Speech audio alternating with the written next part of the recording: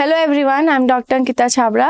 तो आज हम लोग पढ़ेंगे cell cycle and cell division, जो एक अपना नया चैप्टर है क्लास 11 का। जैसे हमने लास्ट क्लासेस में cell the unit of life पढ़ा, बेसिक चैप्टर था वो, ठीक है। उस पर भी नीट में हम क्वेश्चंस अच्छे एक्सपेक्ट करते हैं, 3-4 क्वेश्चंस एक्सपेक्ट कर लेते हैं। और उससे आगे फिर अब हम देखें, जैसे लास्ट चैप्टर में हमने देखा कि सेल का स्ट्रक्चर, फंक्शन, कैसे सेल होती है। आज देखेंगे कि सेल डिवाइड कैसे करती है, क्योंकि हम ये जानते हैं कि सेल डिवाइड होती है और फिर उससे न्यू सेल्स बनती है अकॉर्डिंग टू सेल थ्योरी। यही तो हमने पढ़ा था सेल थ्योरी में, ठीक है। तो आज देखते हैं cell cycle and cell division. तो इससे अगर मैं बात करूं कि नीट में कितने क्वेश्चंस आ सकते हैं, तो हम एक्सपेक्ट करते हैं मेजरली 2 to 3 क्वेश्चंस इसमें आते हैं, ठीक है। जैसे सेल साइकिल, माइटोसिस है, मियोसिस है, वहां से किसी फेज से क्वेश्चन आ गया, तो इतने हम एक्सपेक्ट करते हैं यहाँ से। नाउ क्या है सेल साइकिल और सेल डिवीजन, क्या होता है? जब सेल अपने आप को डिवाइड करना स्टार्ट करती है तो उस समय में क्या होता है, जैसे ये देखो, आप ये सेल देख रहे हो, ये कैसे हुई, डिवाइड हो गई। एक मदर सेल ने 2 डॉटर सेल्स को फॉर्म कर दिया। तो ये कैसे हो रहा है, इसको हम देखते हैं। तो growth and reproduction of all organisms depend on the division and enlargement of cells। जब तक ये सेल अपने आप को डिवाइड नहीं करेगी तो फिर क्या होगा, सेल डिवाइड नहीं करेगी तो एक ही सेल रह जाएगी। तो जैसे हम अपनी बात करें ह्यूमन बींग्स की, सिंगल सेल से हम मल्टी सेल्यूलर बन जाते हैं। कैसे? जाइगोट जो होती है वो सिंगल सेल होती है, और फिर हम मल्टी सेल्यूलर ऑर्गेनिज्म बन जाते हैं। तो कैसे बन जाते हैं? सेल डिवाइड होती है, अपनी ग्रोथ करती है, मल्टीप्लिकेशन करती है, और फिर धीरे धीरे वो नंबर बढ़ते जाते हैं। तो ग्रोथ और रिप्रोडक्शन एक ऐसे इंपॉर्टेंट फैक्टर्स हैं इसके सेल डिवीजन के, जिससे सेल डिवाइड भी करेगी। ग्रोथ और डेवलपमेंट सेल डिवीजन पर डिपेंडेंट रहता है। Now the mechanism of division and multiplication of cells together constitute cell reproduction. तो जब हम बोलते हैं कि सेल अपने आप को रिप्रोड्यूस कर रही है, तो सेल क्या कर रही है? सेल डिवाइड कर रही है। अच्छा, मैथ्स में हम डिवीजन और मल्टीप्लिकेशन को थोड़ा अलग ले लेते हैं ना, division is different thing and multiplication is also different thing. But यहाँ पर जब हम बायो में स्पेशली जब सेल डिवीजन की बात करते हैं, सेल डिवीजन और multiplication it's the same thing, दोनों सेम है, ठीक है। डिवीजन में भी सेल डिवाइड ही कर रही है अपने आप को, मतलब एक सेल से 2 सेल बन रही है। और अगर मैं बोलूँ कि मल्टीप्लाई कर रही है, तो भी एक सेल 2 सेल में ही डिवाइड, मतलब मल्टीप्लिकेशन उसका हो रहा है, नंबर बढ़ रहा है। तो यहाँ पर ये सेम है। तो mechanism of division and multiplication of cells together constitute cell reproduction, ठीक है। Now all the cells reproduce by dividing into 2। एक सेल जो होती है, जैसे आप यहाँ पे देखो, एक सेल 2 सेल्स में डिवाइड हो जा रही है, with each parental cell giving rise to 2 daughter cells. तो ये जो सेल बनती है यहाँ पे, जो दोनों सेल्स बनी, इसको हम डॉटर सेल्स बोलते हैं। पहले सिंगल वाली पेरेंट या मदर सेल, और फिर उससे बन गई daughter cell. Now each time they divide, these newly formed daughter cells can themselves grow and divide, giving rise to a new population। ये ऐसा होगा, एक सेल है, इसने डिवाइड किया, इसने फॉर्म कर दिया ऐसे 2 सेल्स। ये वाली सेल ने डिवाइड किया, ये फॉर्म कर दी 2 सेल, इस सेल ने डिवाइड किया, ये फॉर्म कर दी 2 सेल। तो ये जो साइकिल कंटिन्यू चलते रहती है। Such cycles of growth and division allow a single cell to form a structure consisting of millions of cell। तो ऐसे हम सिंगल से मल्टी सेलुलर बन जाते हैं और मिलियंस ऑफ सेल बन जाती है ना। सेल डिवीजन, सेल साइकिल और सेल डिवीजन होता क्या है? Cell division is a very important process in all the living organisms. During the division of a cell, DNA replication and cell growth also take place। ये जो DNA replication और cell growth है, जैसे आप देखो, अभी हम आगे पढ़ेंगे, वैसे तो ये सेल साइकिल ऐसे चलती है। सेल साइकिल जब चलती है तो यहाँ से ये स्टार्ट हो रहा है जीवन से, जैसे यहाँ से। तो देखो आप यहाँ पे आप देख सकते हो, यहाँ लिखा हुआ है डीएनए सिंथेसिस। ऐसा एक फेज आएगा इस सेल साइकिल का, जहां पर डीएनए जो होगा वो रेप्लिकेट हो जाएगा, नया डीएनए का सिंथेसिस हो जाएगा, ठीक है। और फिर क्या होगा, जैसे यहाँ पर आप देख सकते हो G1 में लिखा हुआ है ग्रोथ, G2 में यहाँ पे लिखा हुआ है ग्रोथ। तो ये कुछ ऐसे फेजेस है, ये वाला और ये वाला, जहां सेल अपने आप को ग्रो करेगी। और इस फेज में एस में क्या हो जाएगा, सेल अपने आप को, सेल में जो डीएनए है वो अपने आप को रेप्लिकेट करेगा, नया सिंथेसिस करेगा डीएनए का।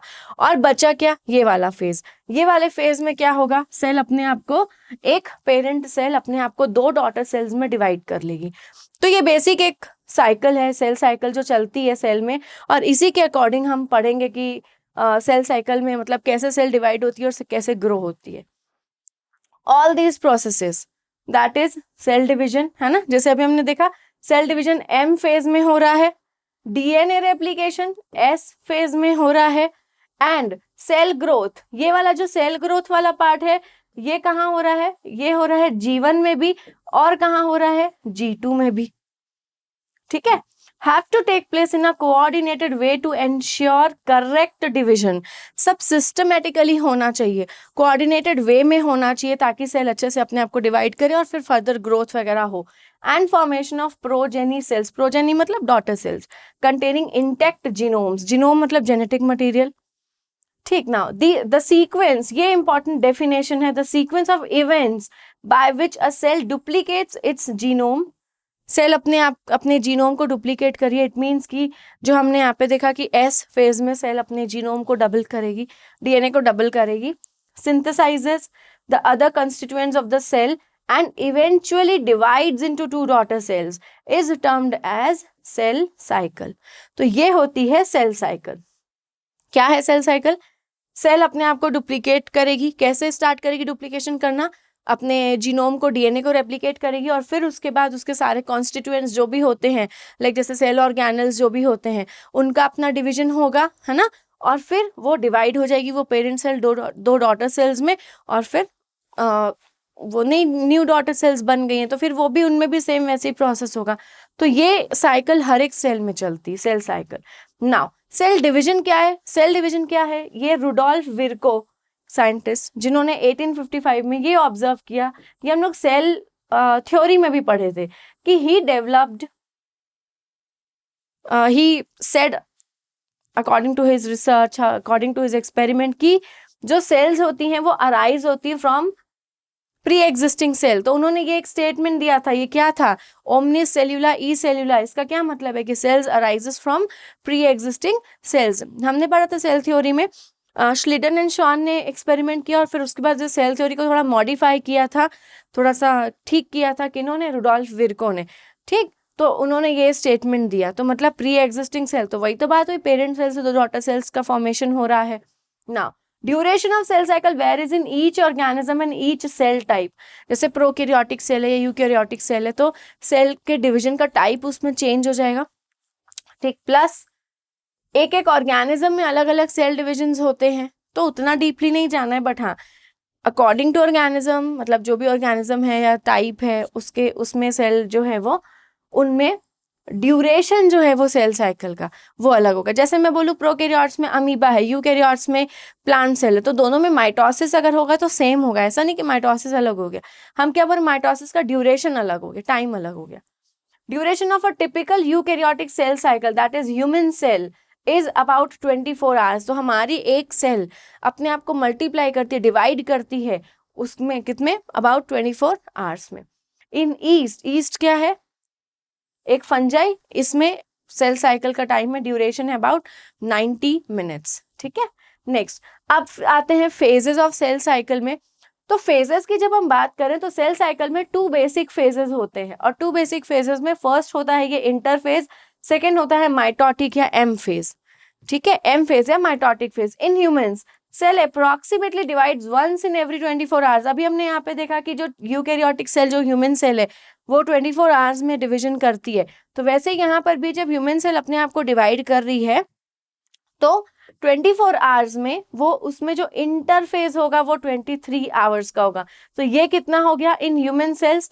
ये हो गया 23 आवर्स का, और बचा 24 में एक ही तो आवर बचा, तो एम फेज जो हो गया वो कितना लेगा? अबाउट, हमें अप्रोक्सीमेट टाइम लेके चलते हैं, तो अगर हम बोले एम फेज की तो एम फेज का टाइम है 1 to 2 आवर्स, तो ये हो जाएगा 1 to 2 आवर्स, ठीक है। तो इंटरफेज और एम फेज या माइटोटिक फेज की बात करें, इंटरफेज चलेगा 23 आवर्स, अबाउट 23 आवर्स, और ये चलेगा 1 to 2 आवर्स के लिए। नाउ इंटरफेज में आते हैं, तो अब क्या कर रही है सेल? जैसे मैंने आपको लास्ट क्लास में जब न्यूक्लियस पढ़ाया था तो उसमें हमने ये बोला कि हम न्यूक्लियस में इंटरफेज न्यूक्लियस को स्टडी करते हैं। क्यों ऐसा? क्योंकि उस समय में जो सेल होती है वो अपने आप को प्रिपेयर कर रही होती है फॉर द सेल डिवीजन। तो इसलिए हम इंटरफेस को स्टडी करते हैं, इंटरफेस न्यूक्लियस को स्टडी करते हैं। तो इंटरफेस क्या होता है वो देखते हैं। इंटरफेस जो है वो नॉन डिवाइडिंग फेज है, non dividing phase of the cell. इसको कई बार हम क्या बोलते हैं, रेस्टिंग फेज भी बोलते हैं, लिखा होता है रेस्टिंग फेज, लेकिन एक्चुअली में ये रेस्टिंग फेज नहीं है, ये मोस्ट एक्टिव फेज होता है सेल का। क्योंकि यहाँ पर क्या होती है, सेल जो है वो मेटाबॉलिकली बहुत एक्टिव होती है। मेटाबॉलिकली मतलब वो अपने लिए प्रोटीन्स बना रही होती है, अपने ग्रोथ के लिए जो भी रिक्वायरमेंट्स है उसको वो कर रही होती है। तो यहाँ पर वो मोस्ट एक्टिव स्टेज होता है यहाँ पर सेल साइकिल को। When the cell prepares for the division, यहाँ पर सेल अपने आप को रेडी कर रही है for the cell division. Now the interphase last more than 95% of the duration of the cell. इसी को तो हमने बताया कितना, अबाउट अप्रोक्सीमेटली 23 आवर्स ये चलेगा, मोर देन 95%। ठीक है। नाउ इस इंटरफेज में 3 फेजेस होते हैं। तो पहला है देखो G1 ग्रोथ फेज, सेकेंड है S G2 सिंथेसिस फेज, और लास्ट है G2 फेज। G2 होता है ग्रोथ फेज। तो G1 S और G2 यही इसका सीक्वेंस है, ये आपको नहीं भूलना है। G1 के बाद S और S के बाद आ जाएगा G2। तो ये इसका सेल साइकिल का सीक्वेंस होता है। G1 फेज ग्रोथ फेज है या गैप फेज आप इसको बोलते हो। यहाँ पर सेल अपने आप को प्रिपेयर कर रही है। देखो जैसे अभी हमने ये वाले में देखा था, ये है G1, यहाँ पे आपको सेल अपनी क्या कर रही है, देखो ग्रोथ कर रही है, इसलिए इसको ग्रोथ फेज बोलते हैं। ठीक, या गैप फेज भी बोलते हैं, क्योंकि यहाँ पे सेल नॉर्मली बस प्रिपेयर कर रही है अपने आप को, तो वहां पर कोई सेल डिवीजन नहीं हो रहा है, तो सेल डिवीजन से गैप मिला हुआ है। ठीक है। Next is S phase which is a synthesis phase. यहाँ पे डीएनए का सिंथेसिस हो जाएगा, और फिर हो जाएगा G2 फेज आएगा। तो G2 फेज में भी क्या हो रहा है, growth and preparation for mitosis. तो यहाँ पर ग्रोथ भी करेगी सेल और अपने आप को रेडी करेगी फॉर सेल डिवीजन। मतलब M फेज, जब ये माइटोटिक फेज स्टार्ट होगा, एक्चुअल डिवीजन फेज स्टार्ट होगा, तब जाकर देखेंगे हम कि वहां पर सेल अपने आप को डिवाइड करेगी। तो यहां से अगर मैं बोलूं, देखो यहां से लेकर अगर हम यहां तक की बात करें, तो ये कौन सा फेज हो गया, ये हो गया पूरा इंटरफेज, ये हो गया पूरा इंटरफेज। ठीक है। तो ये फेजेस हो गए इंटरफेज के। आगे बढ़ते हैं। तो सीक्वेंस आपको नहीं भूलना है, देखो आप इसमें देख सकते हो। तो यहाँ पर से आप देखो, ये है पूरा interphase, G1 phase, S phase, DNA replication phase, और G2 फेज, बाकी का है M फेज। तो अभी हम पहले स्टार्ट करेंगे इंटरफेज का G1 फेज। देखते हैं G1 को हम क्या बोलते हैं, ये है ग्रोथ फेज, अभी मैंने बताया, या गैप फेज 1। इसको बोलते हैं प्री डीएनए सिंथेसिस फेज। ये इंपॉर्टेंट पॉइंट है, प्री डीएनए क्यों, देखो आप यहाँ पर एस फेज में हो रहा है डीएनए रेप्लिकेशन, और ये डीएनए रेप्लिकेशन वाले फेज से पहले होता है, मतलब G1 फेज। तो इसको हम क्या बोल रहे हैं, DNA replication, pre DNA synthesis phase हो जाता है ये। Next, G1 phase corresponds to the interval between mitosis and initiation of DNA replication। इसीलिए तो बोल रहे हैं, क्योंकि देखो किसके किसके बीच में आ रहा है, इंटरवल बिटवीन माइटोसिस, माइटोसिस क्या है, डिवीजन फेज है, और initiation of DNA replication phase. ये है G1, ये है M फेज। तो M फेज और डीएनए रेप्लिकेशन फेज के बीच में आ रहा है G1 फेज। ठीक है। Next, during G1 phase the cell is metabolically active, क्योंकि अभी हमने बोला इंटरफेज में सेल मेटाबॉलिकली मोस्ट एक्टिव होती है, तो एक्टिव है, and continuously grows but does not replicate it's DNA. DNA का रेप्लिकेशन यहाँ पर नहीं होगा, बट जो डीएनए रेप्लिकेशन के लिए जो रिक्वायरमेंट्स है, दैट इज प्रोटीन्स आप बोलो, एंजाइम्स बोलो, ठीक है, वो सारी चीजें वहां पर रेडी है। आरएनए इज एसेंशियल, वो बहुत जरूरी कंपोनेंट है फॉर डीएनए रेप्लिकेशन। तो ये सारी चीजें यहाँ पर रेडी हो रही हैं इन G1 phase, but DNA replication नहीं हो रहा है। न्यूक्लियस का साइज बढ़ जाएगा, यहाँ पर छोटा सा अगर न्यूक्लियस है सेल में तो उसका साइज बढ़ जाएगा। तो आप ये अगर इतना है तो ये इंक्रीज होगा, साइज इसका बढ़ेगा। ठीक है, फर्स्ट पॉइंट ये कि न्यूक्लियस का साइज यहाँ पर बढ़ेगा। Second, it is typically the longest phase of the cycle. ये लॉन्गेस्ट फेज है क्योंकि यहाँ पर सेल स्टार्ट की है अपने आप को प्रिपेयर करना फॉर सेल डिवीजन। आगे जो सेल डिवीजन होने वाला है उसके लिए ये अपने आप को रेडी कर रही है। ठीक है। Next, and is also the most variable in length among different cell types. मतलब क्या होता है कि अलग अलग सेल में अलग अलग इसका टाइम है, तो अकॉर्डिंगली चलता है ये। जैसे अभी हमने देखा था कि सेल साइकिल अलग अलग सेल्स में उसका ड्यूरेशन अलग होता है, तो उसी के अकॉर्डिंगली प्लस क्या हो जाता है, सेल के टाइप्स के अकॉर्डिंग इसका जैसे जो न्यूक्लियस है उसका साइज बढ़ना छोटा, सेल के अंदर के ऑर्गेनल्स में चेंजेस आना, वो अपनी डिपेंड करता है इंडिविजुअल सेल्स के ऊपर। Next, most of the cell organelles increases in cell and cell rapidly synthesizes different types of RNA and proteins. RNA and proteins को ये बहुत सारे सिंथेसाइज करेगा और जो सेल ऑर्गेनल्स होंगे वो साइज में बढ़ जाएंगे, ठीक है, मतलब नंबर में बढ़ जाएंगे due to availability of protein synthesis of new protoplasm. Protoplasm क्या है, living matter of the cell, takes place in the cell and it starts growing in size, cell grows maximum in जीवन stage. तो जीवन phase में क्या क्या हुआ जीवन फेज में, तो अगर हम यहाँ पर देखें कि जीवन फेज में एक्चुअली हुआ क्या, तो यहाँ क्या हुआ, फर्स्ट पॉइंट तो ये अपन देखेंगे कि यहाँ पर जो सेल का साइज है वो बढ़ रहा है, तो सेल साइज इंक्रीजेस, सेल का साइज बढ़ गया, यहाँ पर न्यूक्लियस का साइज यहाँ पर बढ़ गया है, न्यूक्लियस साइज इंक्रीज हो गया है, ठीक है, सेल ऑर्गेनल्स का नंबर बढ़ गया है,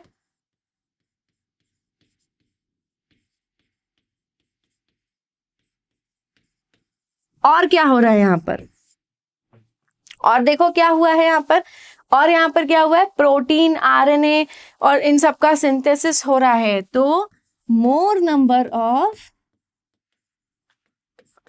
आरएनए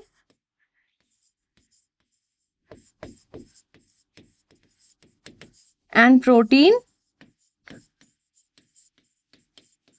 सिंथेसिस। तो सेल का साइज बढ़ा, न्यूक्लियस का साइज बढ़ा, सेल ऑर्गेनल्स बढ़ गए, मोर नंबर ऑफ आरएनए और प्रोटीन का सिंथेसिस हो गया जीवन फेज में। तो यहाँ पर अब आप देखो क्या सेल कितनी मेटाबॉलिकली एक्टिव है कि सारी चीजों को प्रिपेयर कर रही है, ठीक है ना। तो हम लोग एस फेज देखते हैं। अब अभी तक हमने क्या देखा, जीवन फेज हम लोग देख चुके हैं, ग्रोथ 1 फेज हम लोग देख लिए। एस फेज में क्या होगा, जैसे अभी हमने देखा जीवन फेज क्या है, pre DNA synthesis phase. S phase क्या होगा, डीएनए सिंथेसिस फेज होगा। यहाँ पर क्या हो रहा है, डीएनए का सिंथेसिस हो रहा है, रेप्लिकेशन हो रहा है। It is a period during which replication takes place and amount और कंसंट्रेशन ऑफ डीएनए डबल्स। बहुत इंपॉर्टेंट पॉइंट है ये। सिंथेसिस फेज जब होगा, डीएनए का जब सिंथेसिस होगा तो रेप्लिकेशन हुआ, एक नया डीएनए बना, लेकिन उसका जो कंसंट्रेशन होगा वो डबल होगा, ठीक है, कंसंट्रेशन डबल होगा, ऑब्वियसली होगा, 1 से 2 बन रहे तो अमाउंट तो बढ़ गया ना। इसमें क्या होगा, लेकिन एक चीज ध्यान रखने वाली बात यह है कि अगर जब हम बोले कि कंसंट्रेशन बढ़ गया, जैसे आप यहाँ पे देखो for haploid cells, haploid cell के लिए क्या होता है, सी अगर मान लो उसका कंसंट्रेशन है तो वो क्या हो जाता है, 2C हो गया, कंसंट्रेशन तो बढ़ गया, लेकिन but the number of chromosomes will remain same, that is N। जैसे हेप्लॉइड सेल की अगर अपन बात करें, हेप्लॉइड सेल में N इज इक्वल टू, मतलब इसका क्रोमोसोम नंबर कितना होता है, 23 होता है, ठीक है। इसके अंदर में अपने पास क्या है, डीएनए है, ये है मान लो आपका क्रोमोसोम, ठीक है। क्रोमोसोम के अंदर यहाँ पर क्या है, डीएनए है। अब डीएनए का जब रेप्लिकेशन होगा, ऐसा ये मान लो एक डीएनए है, पूरा कवर करके रखा है, पूरा अंदर में है क्रोमोसोम के अंदर डीएनए, रेप्लिकेशन हुआ, जब रेप्लिकेशन होगा तो क्रोमोसोम का जो नंबर है वो तो वैसे ही रहने वाला है, मतलब क्या, ऐसा ही, ये 23 का 23 ही रहेगा, लेकिन यहाँ पर क्या हो जाएगा, जो स्ट्रैंड है, जो डीएनए की, जो अभी हमने देखा कि न्यू वाली स्ट्रैंड, वो ऐसे डबल हो जाएगी, ये तो क्या हुआ, कंसंट्रेशन बढ़ गया, C था 2C हो गया, नंबर वैसे ही रहा ना। फॉर डिप्लॉइड सेल्स में क्या होता है, 2N इज इक्वल टू 46 होता है डिप्लॉइड सेल्स का क्रोमोसोम नंबर, क्लियर। अब इसमें भी कंसंट्रेशन बढ़ रहा है, तो जो 2C है वो 4C हो गया। जैसे आप यहाँ पे देखो, ये है अपना डीएनए, तो इसमें हुआ क्या, यहाँ पे जैसे ये सिंगल था अभी, ठीक है, मान लो इसका कंसंट्रेशन C था, इसका भी कंसंट्रेशन C था, डीएनए का रेप्लिकेशन हो गया, ठीक। अब ये क्या हो गया, ये इस तरीके से हो गया, क्यों ऐसा हुआ है भाई, क्योंकि यहाँ पर क्या हो रहा है, एक डीएनए, जैसे मैं आपको बना के बताती हूँ, मान लो ये एक आपका क्रोमोसोम है, क्रोमोसोम के अंदर एक डीएनए का स्ट्रैंड है, ठीक है, रेप्लिकेशन करेगा। तो यहाँ पर ये जो स्ट्रैंड है वो तो पूरा क्रोमोसोम में प्रेजेंट है ना, तो अब जो नया वाला बनेगा उसको भी तो इतनी जगह चाहिए ना अपने आप को फिट करने के लिए। तो यहाँ पर क्या होगा, क्रोमोसोम का यहाँ पर हो जाएगा डुप्लीकेशन, ऐसे ये हो गया है क्रोमोसोम का डुप्लीकेशन। तो जब डुप्लीकेशन हुआ तो ये तो पेरेंट स्ट्रैंड थी ही ऑलरेडी, लेकिन अब जो नवी वाली जो स्ट्रैंड बनी है वो आ गई यहाँ पर, ये तो जो नया डीएनए सिंथेसिस हुआ वो ये हो गया और पेरेंट ये हो गया। तो मतलब हुआ क्या, क्रोमोसोम का क्या हुआ, डुप्लीकेशन हो गया।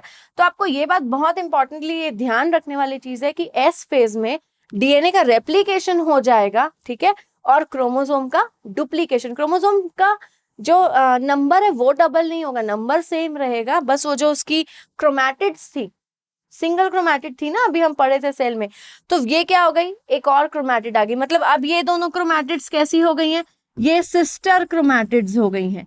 सिस्टर क्रोमैटिड्स यहाँ पर बन जाती है। तो यहाँ पर हुआ क्या है, डीएनए का रेप्लिकेशन हुआ है एंड क्या हुआ, क्रोमोसोम का डुप्लीकेशन हो गया यहाँ पर। और जब अपन बात कर रहे हैं कि क्रोमोसोम का डुप्लीकेशन हुआ है तो हम क्या बोल रहे हैं कि जो नंबर है वो सेम है, क्रोमोसोम की एक सिस्टर क्रोमैटिड यहाँ पर आ गई। तो देख लो आप यहाँ पे सिस्टर क्रोमैटिड आ गई दोनों की, ठीक है। नाउ और क्या हो रहा है, और ये हो रहा है कि centrioles often duplicate in the cytoplasm during this phase. Centrioles का डुप्लीकेशन हो रहा है। सेंट्रियोल्स किस में होती हैं, एनिमल सेल्स में होती हैं, तो ये डुप्लीकेट कर रही हैं। डुप्लीकेट जब ये सेंट्रियोल्स करेंगी तो क्या होगा, स्पिंडल एपरेटस बनाने के लिए अब इनको आगे बढ़ना पड़ेगा ना, तो दोनों तरफ जाएंगी ये। Now synthesis of histone proteins take place. DNA के साथ में हिस्टोन प्रोटीन रहता है, डीएनए कॉइल्ड रहता है अराउंड हिस्टोन प्रोटीन्स, तो उनका भी सिंथेसिस यहाँ पर होगा, ठीक है। Now in case of animal cells, ये तो अभी हमने देखा, in case of animal cells replication of centriole takes place. Animal cells में ही रेप्लिकेशन होगा। तो एस फेज में क्या क्या हुआ, एस फेज में क्या हुआ, डीएनए का रेप्लिकेशन हुआ, क्रोमोसोम का डुप्लीकेशन हो गया, और क्या हुआ है, और ये हुआ है कि यहाँ पर सेंट्रियोल्स का डुप्लीकेशन हो रहा है,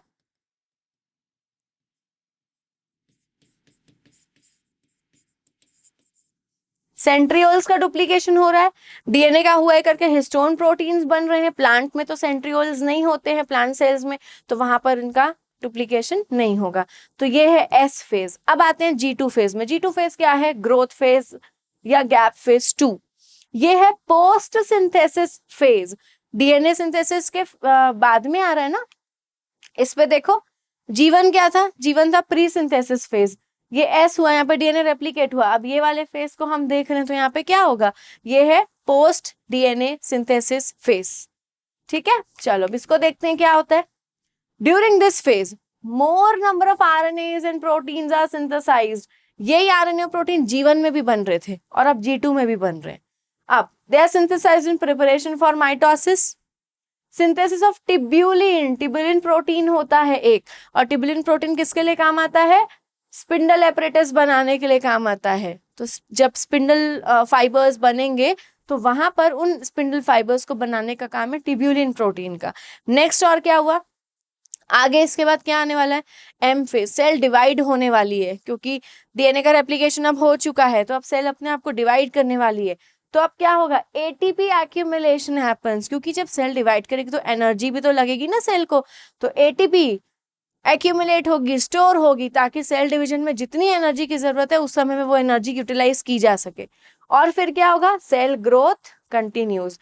तो ग्रोथ फेज 2 हो गए, एक डीएनए सिंथेसिस फेज हो गया, ठीक। तो G2 में क्या क्या हुआ, G2 में हुआ आरएनए और प्रोटीन्स का सिंथेसिस, ठीक। सेल की ग्रोथ कंटिन्यू हो रही है, एटीपी का एक्यूमुलेशन हो रहा है, और टिब्यूलिन प्रोटीन का सिंथेसिस हो रहा है फॉर स्पिंडल एपरेटस, ठीक।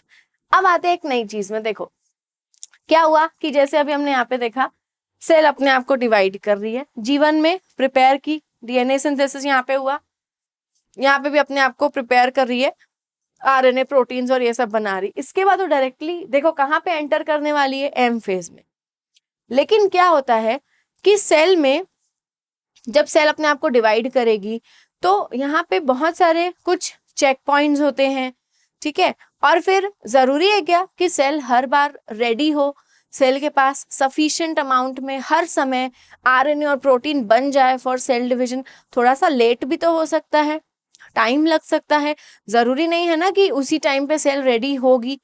क्यों? क्योंकि बहुत सारे फैक्टर्स पर डिपेंड करता है। तो अगर मान लो कि सेल रेडी नहीं है, मतलब रेडी नहीं है इसका क्या मतलब है कि सेल के पास अगर बहुत सारे प्रोटीन्स नहीं बने हैं, आरएनएज नहीं बने हैं, अगर डीएनए का रेप्लिकेशन करना है और उसके लिए जो प्रोटीन्स वगैरह की जरूरत है अगर वो जीवन में प्रॉपरली नहीं बना है, तब क्या करें? तो फिर डीएनए कैसे सिंथेसिस होगा, डीएनए का कैसे न्यू स्ट्रैंड बनेगा?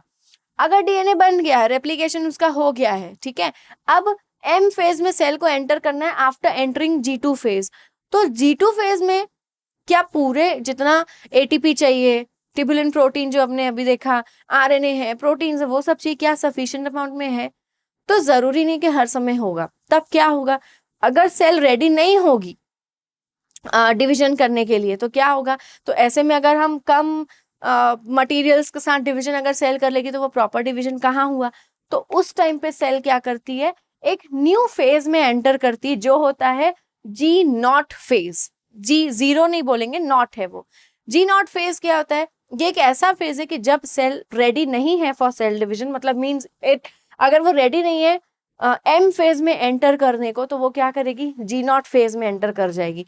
क्या होता है? अब देखो, ये था अपना G1, ये है S, ये है G2 फेज, ये तो अपन देख लिए इंटरफेज है। अब G1 के बाद आता है G0 फेज। ठीक, G1 के बाद क्यों आ रहा है?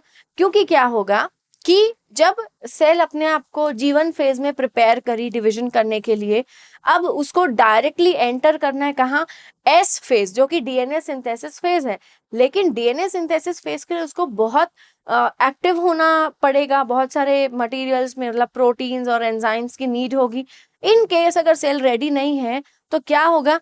यहाँ पर वो एस फेज में एंटर नहीं कर पाएगी, क्योंकि अगर डीएनए का रेप्लिकेशन हमको प्रॉपरली चाहिए, डीएनए में रेप्लिकेशन अगर अच्छे से नहीं हुआ तो बहुत सारे कॉम्प्लिकेशंस आ सकते हैं, है ना। तो उसके लिए वो सेल क्या करती है? वो सीधा एंटर कर जाती है G0 फेज में। G0 फेज में वो क्या करेगी? वहां पर रेस्ट नहीं करती, वो वेट करती है ताकि उसका जो भी सिंथेसिस हो रहा है वो कंप्लीट हो जाए, और फिर देन वो सब प्रॉपरली रेडी होके फिर वो एस फेज में एंटर करे। तो G0 फेज क्या है? The cells that do not divide further exit G1 phase to enter an inactive stage। तो ये एक इनएक्टिव स्टेज है कि जिसको डिवाइड नहीं करना है, क्योंकि वो S में जाएगी, फिर S के बाद उसको G2 में जाना पड़ेगा, G2 के बाद उसको फिर से M फेज में जाना पड़ेगा। तो अगर वो रेडी नहीं है फॉर डिवीजन तो वो G1 के बाद वो डीएनए को रेप्लिकेट ही नहीं करवाएगी ना, क्योंकि अगर उसको डिवीजन नहीं करना है तो इसलिए वो G1 के बाद डायरेक्टली G0 में चले जाएगी। तो जो डिवाइड नहीं होगी वो जाएगी कहाँ? इनएक्टिव स्टेज G0 फेज में। उसको बोलते हैं हम क्यूसेंट स्टेज, G0 फेज या quiescent stage of the cell cycle. Some cells in the adult animals do not appear to exhibit division. जैसे कि कौन कौन से सेल्स है? हार्ट सेल्स कभी डिवाइड नहीं करती।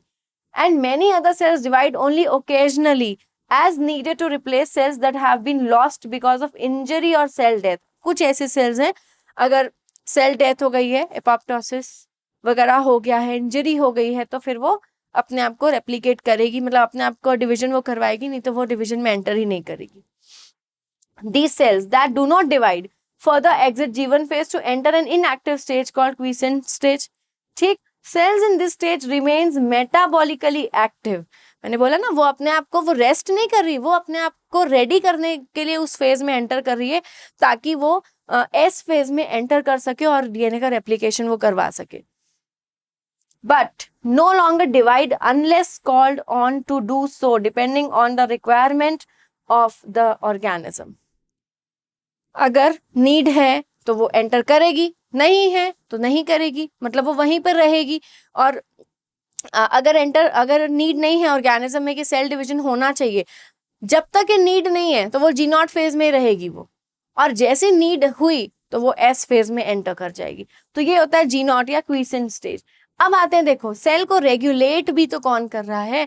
क्या होता है कि जैसे हमने ये देखा कि सेल्स जो है वो एम इंटरफेज में वो एंटर कर रही है, वो डिविजन्स करवा रही है, फिर वो एम फेज में एंटर कर रही है, लेकिन इसको कोई चेक कर रहा है कि नहीं? कौन करेगा? अगर वो G0 में गई तो कैसे चली गई? कौन उसको चेक कर रहा है? कौन ऐसा देखा कि सेल में कि G1 के बाद में S फेज में वो सेल एंटर कर रही, मतलब डीएनए को रेप्लिकेट कराना है, तो कैसे वो पहुंच गई वहां? तो इनके लिए क्या होता है, कुछ चेक पॉइंट्स होते हैं, कुछ रेगुलेटर्स होते हैं जो सेल साइकिल को रेगुलेट करते हैं। देखते हैं क्या होते हैं। Cell cycle is controlled by regulatory molecules called cyclins and cyclin dependent kinases. तो ये कुछ मॉलिक्यूल्स होते हैं जो सेल साइकिल को रेगुलेट कर रहे हैं। क्या है? बहुत इंपॉर्टेंट नाम है ये, cyclins and cyclin dependent kinases, CDKs. ठीक है, CDKs are active only when bound to certain cyclins like A, B, C, D, E to form CDK cycling complexes। ये क्या करते हैं? सब कॉम्प्लेक्सेस फॉर्म कर लेते हैं। मतलब ये कि विटामिन के साथ मिलकर जो भी सेल को रेगुलेट करना है, तो अगर चेक कर रहे हैं वो, तो ये क्या करेंगे, अलग अलग मॉलिक्यूल्स के साथ, साइक्लिन्स के साथ बाइंड होंगे ताकि वो अलग अलग स्टॉपेज पे रेगुलेट कर सके। तो ये सब जगह रहते हैं सेल में। It is regulated by 3 check points. 3 यहाँ पर चेक पॉइंट्स आपको मिलेंगे। देखो यहाँ पर, जैसे ये इंटरफेस था, कहाँ से है इंटरफेस? पूरा ये पूरा इंटरफेस है, ये पूरा का पूरा यहाँ से लेकर यहाँ G2 तक ये पूरा इंटरफेस है। अब देखो G1 में ग्रोथ फेज हुआ, तो ग्रोथ फेज के बाद यहाँ पर एक चेक पॉइंट है। क्या है ये check point? G1S check point. G1 के बाद क्योंकि सेल डायरेक्टली कहाँ एंटर करने वाली है? S में, तो यहाँ पर एक चेक पॉइंट। और इस चेक पॉइंट में कौन बैठा हुआ है? साइक्लिन्स बैठे हुए हैं, साइक्लिन डिपेंडेंट काइनेजेस हैं, वो मॉलिक्यूल्स है यहाँ पर जो रेगुलेट करेंगे, देखेंगे, चेक करेंगे कि cell is ready for S phase or not. तो ये तो G1 या एस फेज वाला जो चेक पॉइंट है वो क्या है? Bye CDK4 cyclin D, CDK6 और cyclin D, CDK2 cyclin E। क्योंकि हमने यहाँ पे क्या बोला, CDKs बाइंड हो जाते हैं इन साइक्लिन्स के साथ, तो वो हम यहाँ पर ये कॉम्प्लेक्स बता रहे हैं। CDK4 और साइक्लिन D का एक कॉम्प्लेक्स है, CDK6 और साइक्लिन D का एक कॉम्प्लेक्स है, CDK2 और साइक्लिन E का एक कॉम्प्लेक्स है। तो ये तीनों कॉम्प्लेक्सेस कहाँ पर बैठे हुए हैं? ये तीनों हैं यहाँ पर इस G1S चेक पॉइंट में, ताकि उसको चेक करे कि सेल एंटर करने के लिए रेडी है या नहीं है। नेक्स्ट, G2 और M फेज के बीच में, क्योंकि देखो आप यहाँ पर G2 है और G2 के बाद वो सीधा कहाँ आ जाएगा? M फेज में। तो आप इसको G2S चेक पॉइंट भी बोल सकते हैं, G2M चेक पॉइंट भी। तो यहाँ पर ग्रोथ या प्रिपरेशन फॉर सेल डिवीजन होगा। यहाँ पर कौन होगा? देखो, जब वो एंटर करेगी M फेज में, तो CD, C2 और साइक्लिन B का एक कॉम्प्लेक्स होगा। और जब सेल, 2 चेक पॉइंट्स हो गए, G1 से जब वो S में एंटर कर रहा था और G2 से जब वो M फेज में एंटर कर रहा था। अब आते हैं मेटाफेज चेक पॉइंट में। मेटाफेज चेक पॉइंट, मेटाफेज एक फेज है माइटोटिक फेज का, by cyclin B degradation, ubiquitin. यहाँ पर देखो, जब G2 के बाद में जब वो सेल माइटोसिस में एंटर करेगी, तो यहाँ पे क्या होगा? M चेक पॉइंट है, मेटाफेज चेक पॉइंट। ये क्या करेगा? ये बीच फेज में है, माइटोटिक फेज में है, M फेज में है, जब सेल डिवाइड कर रही है अपने आप को। तो यहाँ पर ये वाला चेक पॉइंट क्या देखेगा? ये इसको देखेगा कि जब सेल जो है, जो नई डॉटर सेल्स एनाफेज में बन जाएंगी, मतलब डॉटर क्रोमोसोम्स बन जाएंगे, और फिर उसके बाद वो डॉटर सेल्स में सेपरेट होने वाले हैं। तो मेटाफेज जब आएगा तो वहाँ पर क्या क्रोमोसोम्स प्रॉपर्ली हैं, क्या उनका स्ट्रक्चर प्रॉपर्ली डेवलप हो गया है, वो नेक्स्ट स्टेज में जहाँ पर उनको डॉटर क्रोमोसोम्स को फॉर्म करना है, are they ready for that? तो ये सब चीज़ों को चेक कौन करेगा? M फेज चेक करेगा। ठीक है, तो ये है कुछ रेगुलेटरी मॉलिक्यूल्स, कुछ check points for regulation of cell cycle. Next we come to M phase. After interphase जो सेल है वो M फेज में एंटर कर जाएगी। M फेज को हम डिवीजन फेज भी बोलते हैं और माइटोटिक फेज भी बोलते हैं। M फेज और डिवीजन और mitotic phase last for only about an hour in 24 hours. क्योंकि हमने अभी देखा इंटरफेज जो है वो 23 आवर्स चलता है, अप्रॉक्सीमेटली 23 आवर्स, और mitotic phase approximately 1 hour. Duration of cell cycle of a human cell. German biologist Walter Flemming discovered cell division in animal cell and named it mitosis. तो इन्होंने एनिमल सेल में इसको discover किया और उसको mitosis नाम दिया। First observe by Strasburger in plants. Plants में स्ट्रेसबर्गर ने देखा और एनिमल सेल्स में फ्लेमिंग ने देखा, वॉल्टर फ्लेमिंग ने। Clear? Now the M phase represents the phase when the actual cell division or mitosis occur। Actually मतलब अभी सेल डिवाइड अपने आप को कर रही है, एक्चुअल डिवीजन है in animals. Mitotic cell division is restricted और only seen in diploid somatic cells. अब ये बहुत इंपॉर्टेंट बात है कि क्या होता है, एनिमल सेल्स की जब हम बात करें, जो सोमैटिक सेल्स होती हैं, सिर्फ वो जो हैं सेल्स, सोमैटिक सेल्स, वो करती हैं माइटोसिस। सोमैटिक सेल्स भी 2n ही होती है डिप्लॉयड, ये करती हैं माइटोसिस। ठीक है, तो सेक्स सेल्स भी तो होती हैं, वो क्या करेंगी फिर? तो जो सेक्स सेल्स होती हैं वो करती हैं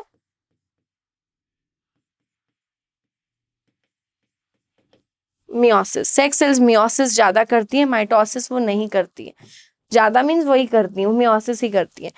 तो in animals mitotic cell division is restricted और only seen in diploid cells, ठीक है, except in some social insects.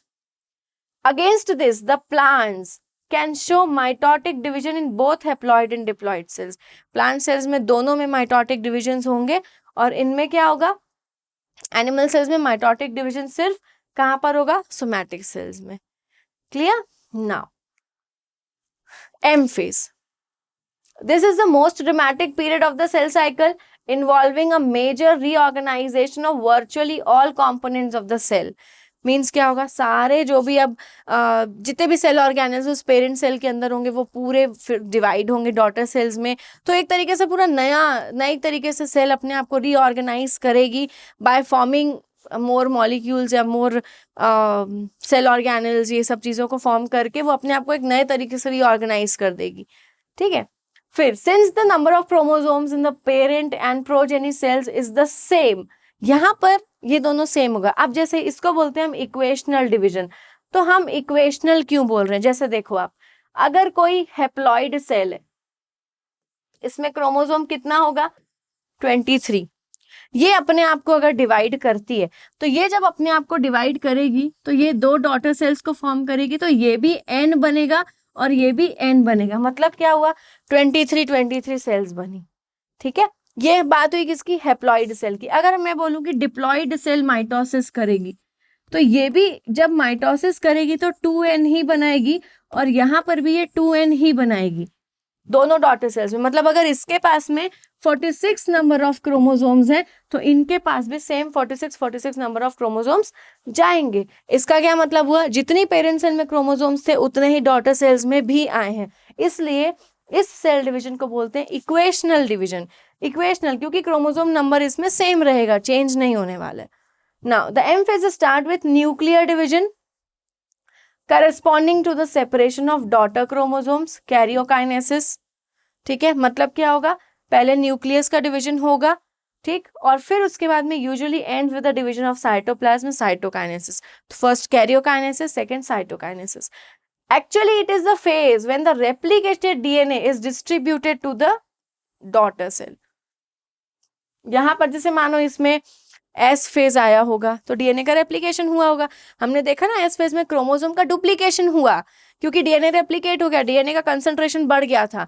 तो वो जो डुप्लीकेटेड जो क्रोमोसोम्स थे या रेप्लिकेटेड डीएनए बोलो आप, उनका क्या हो गया? सेपरेशन होना है, वहां पर डिस्ट्रीब्यूट हो जाएंगे वो दो डॉटर सेल्स में in a complicated series of events.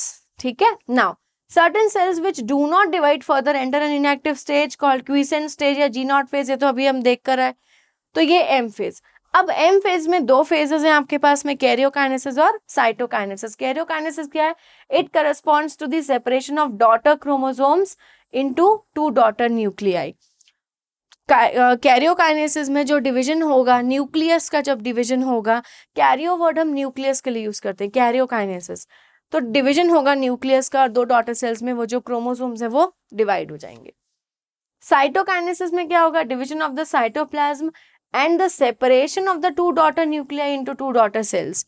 यहाँ पर टू डॉटर सेल्स का फॉर्मेशन होगा। ठीक है, तो साइटोकाइनेसिस में मतलब साइटोप्लाज्म का जब डिवीजन हुआ है तो दो डॉटर सेल्स बन गई। कैरियोकाइनेसिस में उन्हीं दो डॉटर सेल्स में क्या हुआ? न्यूक्लियस का डिवीजन हुआ था। दोनों में जो क्रोमोसोम्स थे जो डिवाइड हुए थे जो रेप्लिकेट हुए थे डीएनए ड्यूरिंग एस फेज, वो दोनों यहाँ पर डिस्ट्रीब्यूट हो जाएंगे। नाउ ये है एम फेज। तो कैरियोकाइनेसिस जो है माइटोसिस में वो कंप्लीट होता है 4 स्टेजेस में। ठीक है, जैसे यहाँ पर आप देखो ये स्टेजेस ऑफ माइटोसिस हैं, तो यहाँ से स्टार्ट होगा ये पूरा इतना जो है यहाँ से प्रोफेज, मेटाफेज, एनाफेज, टीलोफेज, ये पूरा जाता है कैरियोकाइनेसिस के अंदर। ये है कैरियोकाइनेसिस। और बचा क्या, ये वाला है साइटोकाइनेसिस। 2 डॉटर सेल्स देखो बनी है ना। और ये जो है इंटरफेज, ये तो रेस्टिंग फेज है, मतलब मेटाबॉलिकली एक्टिव फेज है। तो यहाँ पर सेल अपने आप को क्या कर रही है, रेडी कर रही है, और बाकी फिर वो आगे जाके सेल डिवीजन करेगी। अब इसको पढ़ने से पहले हम थोड़ा सा ये देखते हैं। अब जब हम इस पे जाएं डिविजन्स में, डिवीजन फेज में, तो जो सेल के जो डिविजन्स होते हैं एक्चुअली वो 3 टाइप्स के होते हैं, एमाइटोसिस, माइटोसिस एंड मियोसिस। तो जो अभी हम यहाँ पर फेजेस देख रहे थे वो एक्चुअली एम फेज के हैं, माइटोसिस के हैं, है ना। एमाइटोसिस हम देखते हैं। Amitosis was discovered by Polish embryologist Robert Remak इन 1855। इसको कौन डिस्कवर किया, रॉबर्ट रीमेक ने। It is also called direct cell division. Direct cell division जैसे कि बैक्टीरियल सेल्स में नॉर्मली होता है, ईस्ट सेल्स में हो जाता है, उसको बोलते हैं हम amitosis. This type of cell division is found mainly in unicellular prokaryotic, जैसे बैक्टीरिया मैंने बोला, cells like cyanobacteria, bacteria yeast, internodal cells of Chara species. Chara क्या है, एल्गी है, endosperm cells of developing seeds etcetera.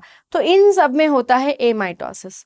होता क्या है, देखो, it starts with a simple cleavage of the nucleus without change in its structure, such as the formation of chromosomes followed by the division of the cytoplasm।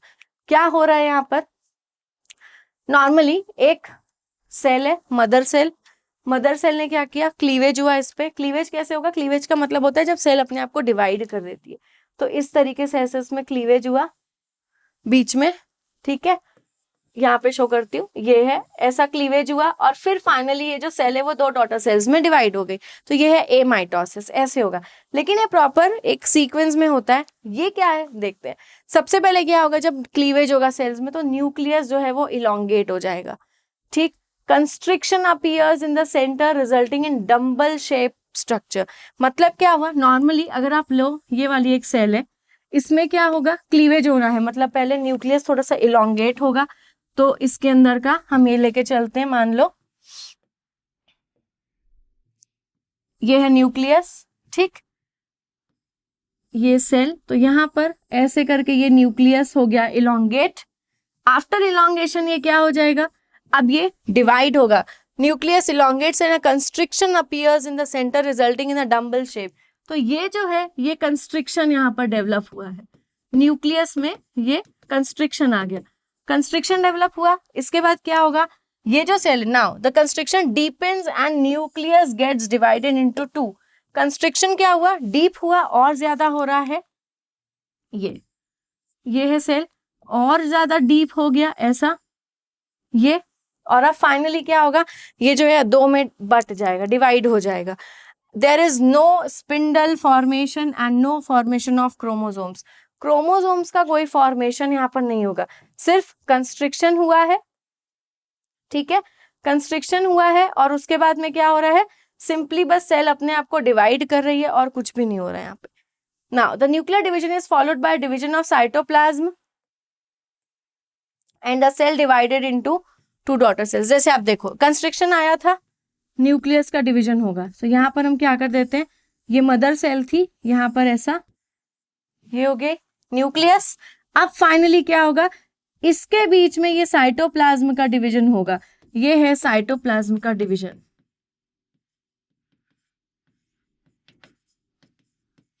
और जब cytoplasm divide हो गया तो ये बन गई 2 डॉटर सेल्स, इसके अंदर आ गए इनके न्यूक्लियस। तो क्या हुआ देखो, सिंपल कंस्ट्रिक्शन आया न्यूक्लियस में, पहले न्यूक्लियस इलोंगेट हो गया, कंस्ट्रिक्शन आया, वो कंस्ट्रिक्शन डीप हो गया, डीप होने से न्यूक्लियस डिवाइड हो गया, स्पिंडल एपरेटस वगैरह कुछ नहीं बन रहा है यहाँ पर। जैसे हम बात किए थे कि दूसरे सेल डिवीजन में बनेगा, जैसे माइटोसिस और मियोसिस में बनेगा। डिवीजन हुआ साइटोप्लाज्म का, है ना, और उसके बाद में दोनों डॉटर सेल्स डिवाइड हो गई। तो ये होता है एमाइटोसिस, ठीक है। तो ये है एमाइटोसिस। तो एमाइटोसिस को किसने डिस्कवर किया, रॉबर्ट रीमेक ने। डायरेक्ट सेल डिवीजन है, देखो डायरेक्टली हुआ है, ऐसा कुछ भी नहीं हुआ यहाँ पर कि कुछ स्पिंडल फाइबर बन रहा है, क्रोमोसोम्स इधर उधर हो रहे हैं, कुछ नहीं हो रहा है, नॉर्मल सेल डिवीजन। तो अभी तक हम लोगों ने क्या देखा, आज हमने जो स्टार्ट किया सेल साइकिल और सेल डिवीजन, उसमें हम लोगों ने इंट्रोडक्शन देखा, इंटरफेज के जो भी फेजेस हैं, इंटरफेज मेटाबॉलिकली एक्टिव फेज है, ठीक। इसके बाद इसमें G1S फेज और G2 फेज आया। इसके बाद हमने क्या देखा, types of cell division. Cell division में हमने पहला आज ए माइटोसिस को कवर किया। अब हम नेक्स्ट क्लास में माइटोसिस कंटिन्यू करेंगे, ठीक है। तो thank you and all the best for your studies.